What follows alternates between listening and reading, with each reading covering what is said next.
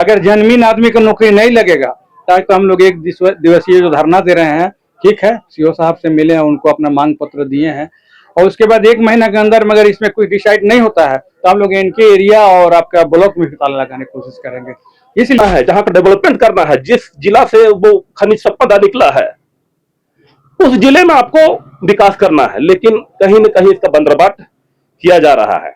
तीसरा, एक ग्राम सभा के माध्यम से अंचल के दोनों को समन्वय बनाकर उसका सत्यापन किया जा सकता है, लेकिन कहीं न कहीं ये समझ में आया कि आज सत्यापन ऊपर से होता है और ऊपर में ही बहुत सारा खेला हो जाता है, चुपके से सत्यापन हो जाता है और बाहरी लोगों को नौकरी बीच में मिलती है कि भाई हम लोग के साथ में पहले से शोषण होते आए, आप हम लोग तो जग चुके हैं, अब हम लोग शोषण बर्दाश्त नहीं करेंगे और अपना जमीन में अपन लुटने नहीं देंगे और किसी को नौकरी नहीं होने देंगे। और जो भी जमीन बंदोबस्ती की है हम लोग मांग रखे हैं, इसका रद्द करिए।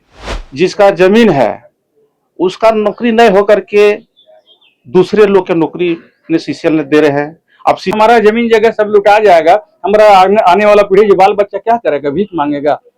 भीख मांगने का भी तो जगह नहीं रह जाएगा। यहाँ पर सब ग्रामीण को जहाँ तहाँ उठा के फेंक दे रहे हैं, कोई गांव को बता नहीं रहे हैं कौन गांव उठाया है नहीं उठाया, कोई लिस्ट नहीं इन लोग के पास, न सीओ के पास है न ब्लॉक में है। तो हम सीसीएल में ही गए और सीसीएल में जब गहन अध्ययन हम लोग किए कि जमीन का कैसे यहाँ बंदरबाट हुआ है, रैयत के नाम से जमीन है वो जमीन को किसी और के नाम से दर्शाकर नौकरी मुआवजा लेने का काम किया गया है। फिर जोहार नमस्कार।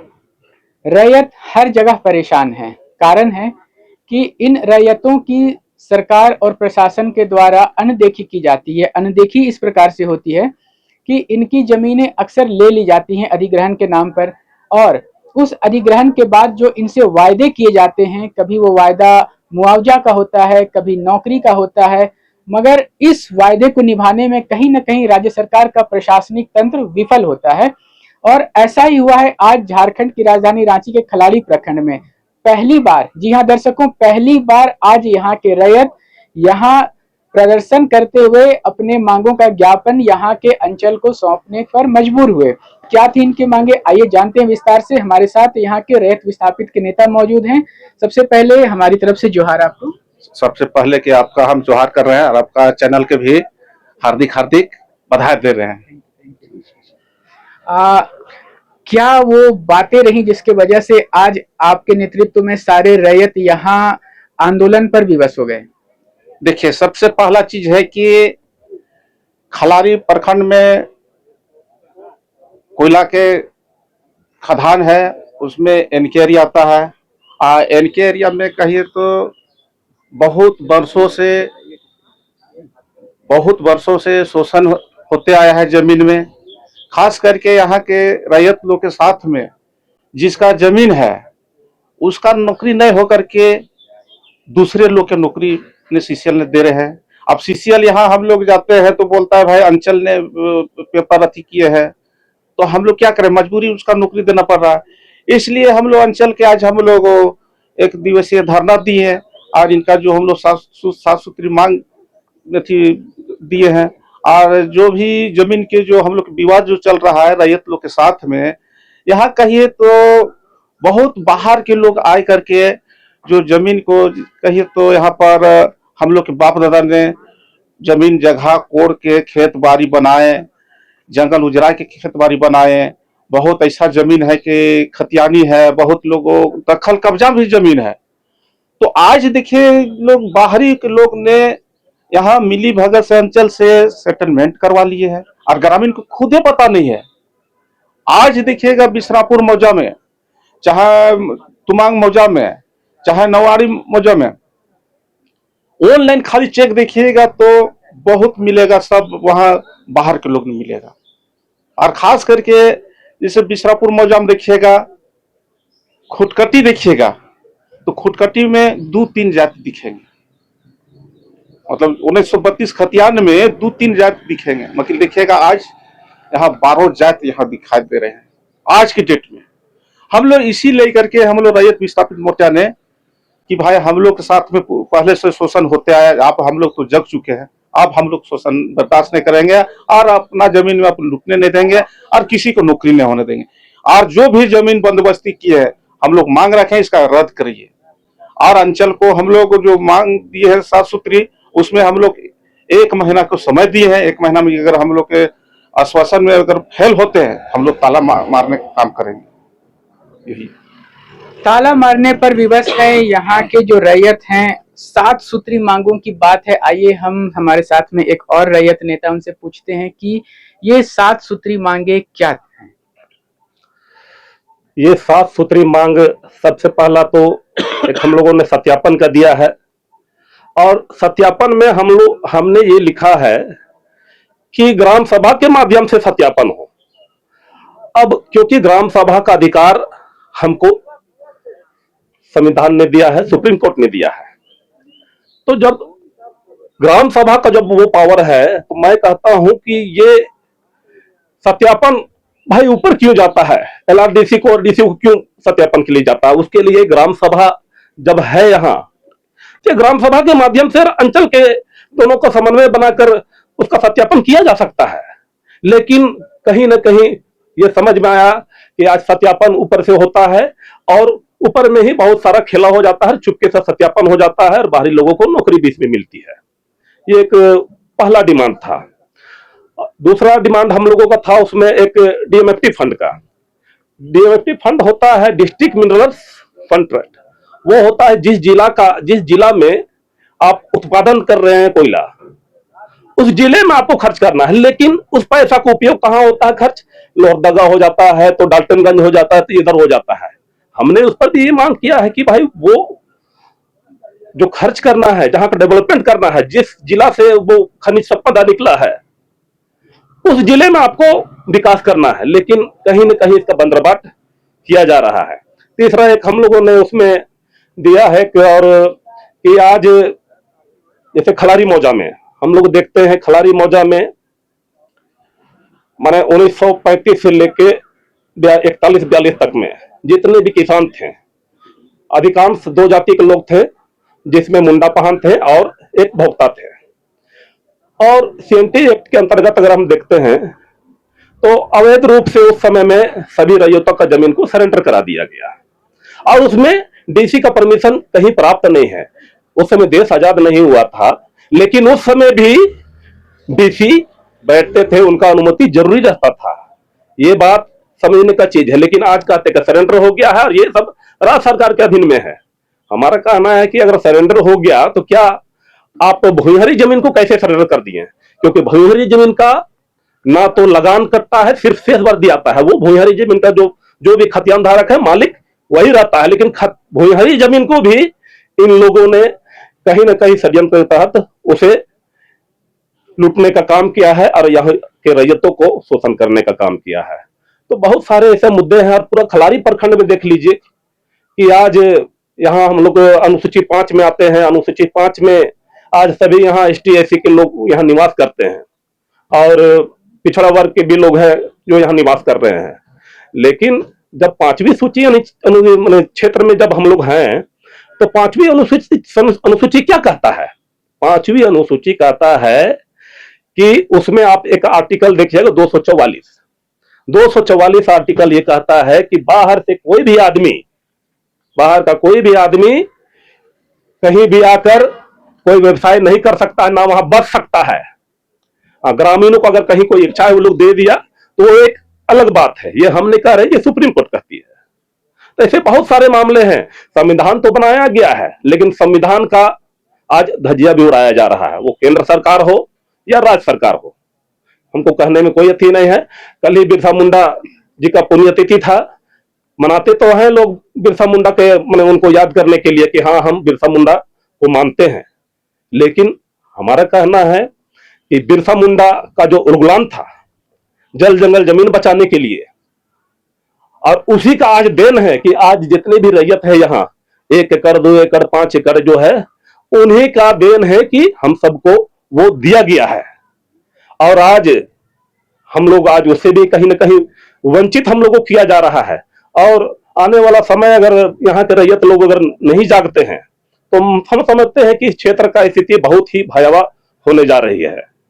क्योंकि जमीन अब यहाँ रैयतों के पास में बचेगा नहीं, तो लोग कहाँ जाएंगे? यहाँ के जमीन को बाहरी लोगों के द्वारा लूटा जा रहा है। इसी को हम लोग रोकने के लिए आज अंचल कार्यालय में हम लोगों ने धरना आज दिया है। धरने के माध्यम से हम लोगों ने सीओ साहब को भी कहा है कि आप डीसी और एलआरडीसी को भाई उनको भी अवगत कराइए, उनको भेजिए। बाकी हम लोग भी आगे जो बन पाएगा हम लोग आगे करेंगे। रैयत विस्थापित मोर्चा उसके लिए कमर कस चुकी है। बहुत ही बड़ी साजिश की बात हुई कि संविधान है, नियम है, कानून है, मगर उसकी धज्जियां उड़ाई जा रही है, नियमों को पालन नहीं किया जा रहा और इसी के वजह से आज रैयत यहां आंदोलन पर मजबूर हुए। आइए हम जानते हैं कि इस आंदोलन से पहले अब तक क्या कुछ हुआ जिसकी की कोई सुनवाई नहीं हुई। रोकिएगा थोड़ा सा, किनसे पूछे। हाँ, अब जानना जरूरी हो गया कि अब तक क्या कुछ हुआ जिस पर सुनवाई नहीं हुई है, जिस कारण से रैयत आंदोलन पर मजबूर हुए। हमारे साथ एक और रैयत हैं, आइए इनसे जानते हैं अब तक क्या कुछ हुआ जिसकी सुनवाई नहीं हो सकी और आज आप लोग इस धरना प्रदर्शन पर विवश हुए। इस सबसे पहले तो मैं सभी को जोहार करता हूं और रैयत विस्थापित मोर्चा एनके क्षेत्र का गठन लगभग 4 साल पहले हुआ था और यही जमीन से संबंधित, रैयतों से समस्याओं के संबंधित इसको यहाँ पर गठन किया था। तब से जो रैयतों का समस्या है उसके समाधान के लिए रैयत विस्थापित मोर्चा जो मंच है, चाहे सीसीएल हो चाहे और भी जिस संवैधानिक संस्थाएं हैं, वहां जाकर अपनी आवाज लगाते रही है। लेकिन सबसे पहले तो हम सीसीएल में ही गए और सीसीएल में जब गहन अध्ययन हम लोग किए कि जमीन का कैसे यहाँ बंदरबाट हुआ है, रैयत के जो नाम से जमीन है वो जमीन को किसी और के नाम से दर्शाकर नौकरी मुआवजा लेने का काम किया गया है। फिर अंचल में हम लोग आके मौखिक रूप से बातचीत किए, लेकिन बोले नहीं ये तो पहले से है। सीसीएल अपना पल्ला झाड़ दे रही है, हमको ब्लॉक से मिला है, सबका वंशावली है, खतियान है, दिखा रहे हैं, ब्लॉक सब जानेगा। तो हम लोग ब्लॉक और सीसीएल के बीच में ढूंढते हुए आज हम लोग ये मजबूर हो गए धरना प्रदर्शन करने के लिए और आज हम इसी के लिए यहाँ पर बैठे हुए थे धरना में। और जो 7 सूत्री मांग जो हम लोग सीओ साहब को दिए हैं उनसे तो आश्वासन मिला है कि आप लोग की समस्या जो है उसको हम हल करने का प्रयास करेंगे। तो इसके लिए मोर्चा ने 1 महीने का समय दिया है उनको। अगर इस 1 महीने के अंतर्गत अगर कोई सकारात्मक पहल नहीं होती है तो मोर्चा विवश है प्रखंड में तालाबंदी के लिए और रैयत जो इस क्षेत्र के हैं वो विवश हो जाएंगे तालाबंदी करने के लिए। रही बात इस क्षेत्र में बहुत सी अव्यवस्थाएं हैं। पहले यहाँ एससीसी कंपनी था, कंपनी को लीज में जमीन मिला, लीज समाप्त हो गया, लेकिन लीज कब मिला किसी रैयत को पता नहीं चला कि उसकी जमीन लीज में है। वो खेती करता रहा, मालगुजारी भरता रहा, लेकिन कहीं कोई रोक टोक नहीं। वो जमीन का बिक्री भी किया गया, बंदोबस्ती भी हुआ। ये लीज किसने किया फिर? अगर रैयत को जानकारी नहीं थी तो फिर ये लीज कैसे हुआ? कुछ इसके बारे में जानकारी है? नहीं, इस विषय में हमको भी पता नहीं है, लेकिन लीज जब फैक्ट्री खुल रही थी उसी पीरियड में जो समय का जो होगा पावर जिसके हाथ में उसी के द्वारा किया गया था लीज में, लेकिन किसी रैयत को उसकी कोई भनक नहीं थी। ये उसकी बहुत बड़ी बात है कि रैयतों को इसकी भनक नहीं मिली और लीज हो गई। मतलब घर आपका है मगर उस घर को कोई और आदमी मालिक बन करके उस घर में किराएदार डाल देता है या फिर उस घर में किसी को रहने की इजाजत दे देता है। कैसे होता है ये? आइए हम जानते हैं संक्षेप में कि कैसे यहाँ पर जमीन का बंदरबाट हो रहा और कैसे जो असली मालिक हैं उनको दरकिनार करके उनकी आवाज को दबा करके कैसे कोई फर्जी और नकली आदमी यहाँ पर आकर के जमीन मालिक बन करके कभी मुआवजा तो कभी नौकरी तक लेने का प्रयास करता है। कैसे ये सब घटित हो रहा है, कुछ संक्षेप में कहानी बताएंगे? देखिए, ये मामला विस्तार पूर्वक बताते हैं। ये जो कोल फील्ड एरिया है, इनके एरिया जो कोल फील्ड चल रहा है, इसमें ऐसा है कि दरभंगा हाउस से लेके और आपका जीएम स्तर के लोग जहाँ प्लानिंग होता है कि माइंस को कहाँ बढ़ाना है या नया माइंस खोलना है, ये यहाँ के लोग जो ऐसे लोग हैं, कुछ लोग जो नौकरी के तलाश में घूम रहे हैं, फिर रहे कानर के तरह, इन लोग को पहले प्लानिंग मालूम हो जाता है कि ये माइंस कहाँ चलने वाला है, एक कौन गांव विस्थापित होने वाला है। उससे पहले ये लोग दरभंगा हाउस से लेकर ऊपर से ऊपर रांची में ही बैठ के पूरा प्लानिंग बना लेता है। ये लोग को पता भी नहीं रहता है ये जमीन के क्या स्थिति है, किसका है, नहीं है। वो तो सीओ है और सीओ के माध्यम से, बिना सीओ कहे कि इसमें जमीन कोई दूसरा कोई ले नहीं सकता है। इसमें सीओ लोग का हाथ है। और सीओ क्या कर रहे हैं कि जो यहाँ के रैयत हैं, जो पढ़े लिखे नहीं है, जानकार नहीं है, उनका जमीन को कोई दूसरे के नाम में उलट पलट, अब क्या बोला जाएगा, इसका कॉपी उसका सर करके निकल जा रहे हैं। जो रैयत जिनका अपना रैयती जमीन है, उनका मंजूरवा है, जो बरसों पुराना कितने दिन से उन लोग अपना खेती बाड़ी करते आ रहे हैं, उस जमीन का भी ऊपर से ऊपर पेपर बना दिया जा रहा है। यहाँ किसान को मालूम नहीं है। अचानक जब वो ज्वाइनिंग लेटर लेके आ जा रहा है, तब किसान को छटपटी हो रहा है कि अरे भाई, मेरा जमीन में आप कैसे नौकरी ले रहे हैं। तो ब्लॉक में हम लोग दौड़ते हैं, ब्लॉक बोलता है हमको मालूम नहीं है, ला डीसी की जगह जाइए। अब ये रैयत गरीब आदमी है जिनका खेती बाड़ी तो हो नहीं रहा है, सब में खदान चल गया है, अंडरग्राउंड चल गया, ओपन कास्ट, उससे खेती बाड़ी हो नहीं रहा है। गरीब तो रोज अपना लेबर कुली काम करता है, दिन भर कमाया, शाम में घर में आया, तो उसको तो अपना जमीन का क्या कर सकता है। इसलिए आज हम लोग यहाँ एक कमेटी है हमारा रैयत विस्थापित, तो सब मिल के हम लोग आए हैं, अब ब्लॉक में दे रहे हैं कि भाई डीसी तक की बात पहुंचाएं। अगर जमीन आदमी को नौकरी नहीं लगेगा तो हम लोग एक दिवसीय जो धरना दे रहे हैं, ठीक है, सीओ साहब से मिले हैं, उनको अपना मांग पत्र दिए हैं। और उसके बाद 1 महीना के अंदर मगर इसमें कोई डिसाइड नहीं होता है तो हम लोग इनके एरिया और आपका ब्लॉक में भी ताला लगाने की कोशिश करेंगे। इसलिए कि जब हमारा जमीन जगह सब लुटा जाएगा, हमारा आने वाला पीढ़ी, जो बाल बच्चा क्या करेगा, भीख मांगेगा। भीख मांगने का भी तो जगह नहीं रह जाएगा। यहाँ पर सब ग्रामीण को जहाँ तहाँ उठा के फेंक दे रहे हैं, कोई गांव को बता नहीं रहे हैं। कौन गांव उठाया है, नहीं उठाया है, कोई लिस्ट नहीं है इन लोग के पास, ना सीओ के पास है, ना ब्लॉक में है। ये जितना भी गांव था आपका, इधर सेमरा टाड़ था या करकट्टा, विश्रामपुर, ये गांव के लोग को जिसको मुआवजा मिला या नहीं मिला, उन लोग को उठा के फेंक दिया। कहाँ गए अभी तक पता नहीं है। अगर हम उस गांव का पूछिएगा कि 440 घर जो विश्रामपुर पंचायत में उठा है वो कहाँ गया, हम भी नहीं बता सकते हैं। ये स्थिति है यहाँ का। मजबूर होकर हम लोग अब ब्लॉक का सहारा में आए हैं, धरना दिए हैं। अब देखिए क्या होता है।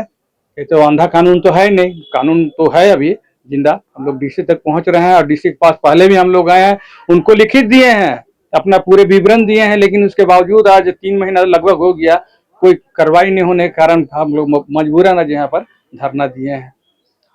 तो स्थिति यह है कि प्रशासन के सम्मुख लगातार प्रयास कर रहे हैं कि इनकी मांगों पर ध्यान दिया जाए। ये सारे के सारे असली झारखंडी लोग हैं। कौन है झारखंडी? जो यहाँ के किसान हैं, जो यहाँ के रैयत हैं, जिनके पास यहाँ का जमीन है, मगर उनके साथ ऐसा हो जा रहा। और अब ये विवश है आंदोलन पर। अब ये गुहार लगा रहे हैं रांची अंचल, क्षमा चाहूंगा, खलाड़ी अंचल के अधिकारी से लेकर के रांची उपायुक्त तक और उसके ऊपर में भी।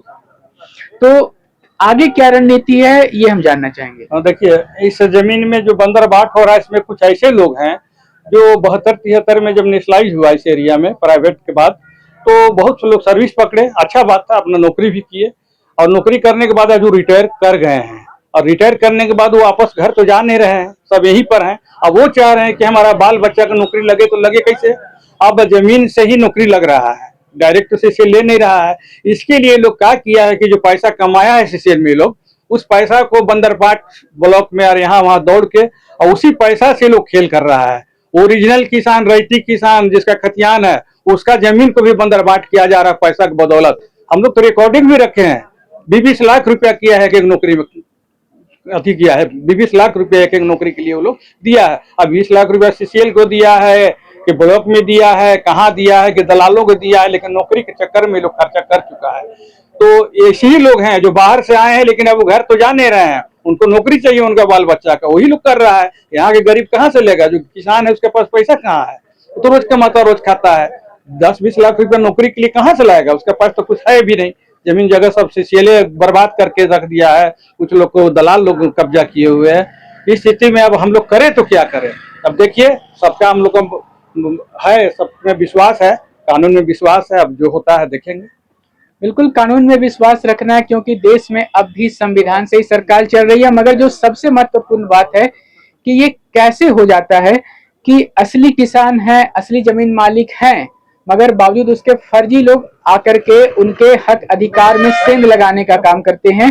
और जो सबसे दुखद बात है कि जिन्हें इन मामलों पर नजर रखनी, जिन्हें नियंत्रण रखना है, कहीं ना कहीं वही लोग इन मामलों में घालमेल में शामिल हैं। जो इन्होंने सवाल उठाया वो बिल्कुल वैलिड है, बिल्कुल सत्य है कि जो यहाँ के किसान हैं वो कमाने खाने वाले लोग हैं, उनकी सामर्थ्य इतनी नहीं कि इतनी बड़ी बड़ी धनराशि 20-20 लाख रुपए रिश्वत दे सके। तो कहीं ना कहीं इन गरीब किसानों के हक पर बड़े बड़े धन कुबेर नजर गिद्ध नजर गड़ाए हुए हैं और इनके अधिकार को वो गलत तरीके से, अवैध तरीके से, फर्जी तरीकों से हासिल करना चाहते हैं।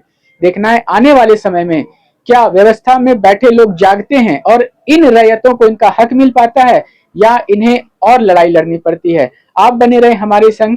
कैमरा के पीछे से मेरा सहयोग करे अजय महतो और उदित उरांव के साथ मैं विजय पिंटू रांची।